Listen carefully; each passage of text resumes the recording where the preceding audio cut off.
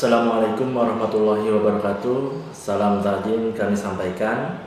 Semoga kita dalam keadaan sehat walafiat serta selalu sukses dalam melaksanakan aktivitas sehari-hari. Amin. Saya Nagib Badrudin. Alhamdulillah pada kesempatan ini saya diberi kesempatan untuk menyampaikan materi tentang pendidikan anti korupsi. Korupsi adalah perilaku atau perbuatan yang tidak jujur yang di dalamnya termasuk bentuk kebusukan, keburukan, kejahatan, penggelapan, serta bentuk tindakan amoralis. Adapun dampak dari perilaku dan tindakan pidana korupsi, yang pertama adalah dampak terhadap ekonomi.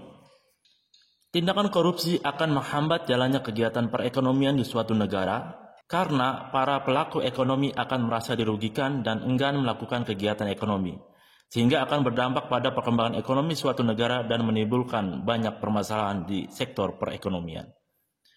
Yang kedua yaitu dampak sosial dan kemiskinan rakyat. Di antaranya yaitu tingginya tingkat pengangguran, terhambatnya dalam mengentas kemiskinan, terbatasnya akses bagi masyarakat miskin, kurangnya solidaritas sosial. Yang ketiga, dampak korupsi terhadap aspek politik dan demokrasi, yaitu hilangnya kepercayaan publik terhadap partai politik, munculnya pemimpin yang korupsi, dan hancurnya kedaulatan rakyat. Yang keempat, dampak terhadap penegak hukum. Ada beberapa dampak dan permasalahan yang terjadi akibat dari tindakan korupsi terhadap aspek penegakan hukum. Di antaranya yaitu ketidakpercayaan publik terhadap lembaga hukum, kemudian lambatnya proses hukum. Adapun beberapa faktor yang mempengaruhi para penegak hukum memperlambat proses hukum suatu masalah, di antaranya yaitu hukum dapat dibeli, kemudian sulitnya mendapatkan bukti, dan kurangnya solidaritas antara para penegak hukum. Yang kelima, dampak korupsi terhadap aspek pertahanan dan keamanan. Di antaranya yaitu lemahnya alutsista dan SDM. Selanjutnya, lemahnya garis batas negara dan menguatnya kekerasan di dalam masyarakat. Yang terakhir yaitu dampak korupsi terhadap aspek lingkungan. Beberapa dampak dan masalah yang terjadi akibat dari tindakan korupsi terhadap lingkungan, di antaranya yaitu menurunnya kualitas lingkungan. Lingkungan yang baik tercipta karena adanya infrastruktur yang baik pula. Selanjutnya, menurunnya kualitas hidup. Rusaknya suatu lingkungan juga akan berpengaruh terhadap kualitas hidup masyarakat, karena sarana dan prasarana yang menunjang kesejahteraan hidup telah berkurang. Hal tersebut terjadi akibat dari pelaku korupsi yang telah mengambil hak masyarakat hanya demi kepentingan pribadinya saja. Selanjutnya, 7 bentuk korupsi. Yang pertama adalah korupsi terkait dengan kerugian keuangan negara. Jenis perbuatan yang merugikan negara ini terbagi menjadi 2 bagian, yaitu mencari keuntungan dengan cara melawan hukum dan merugikan negara serta menyalahgunakan jabatan untuk mencari keuntungan dan merugikan negara.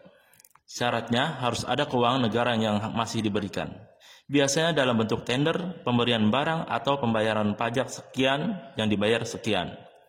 Kalau ada yang bergerak di sektor industri alam kehutanan atau pertambangan, itu mereka ada policy tax juga agar mereka menyetorkan sekali pajak. Semua itu kalau terjadi curang nanti bisa masuk ke konteks ini atau kerugian negara. Berikutnya, korupsi terkait dengan suap menyuap.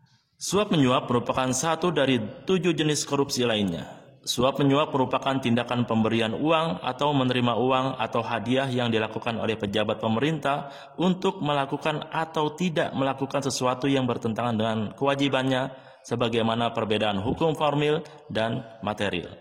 Contoh dari kasus korupsi suap menyuap seperti menyuap pegawai negeri yang karena jabatannya bisa menguntungkan orang yang memberikan suap, menyuap hakim, pengacara atau advokat.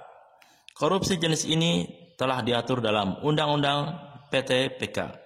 Yang ketiga, korupsi terkait dengan penggelapan dalam jabatan.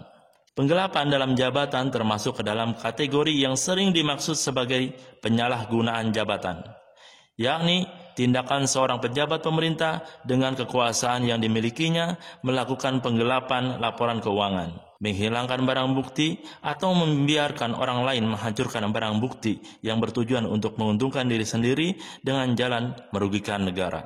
Kemudian yang keempat, korupsi terkait dengan perbuatan pemerasan. Pemerasan merupakan tindakan yang dilakukan oleh pegawai negeri atau penyelenggara negara untuk menguntungkan diri sendiri atau orang lain secara melawan hukum atau dengan menyalahgunakan jabatan atau kekuasaan dengan memaksa seseorang memberikan sesuatu, membayar atau menerima pembayaran dengan potongan atau untuk mengerjakan sesuatu bagi dirinya sendiri. Yang berikutnya, korupsi terhadap perbuatan curang.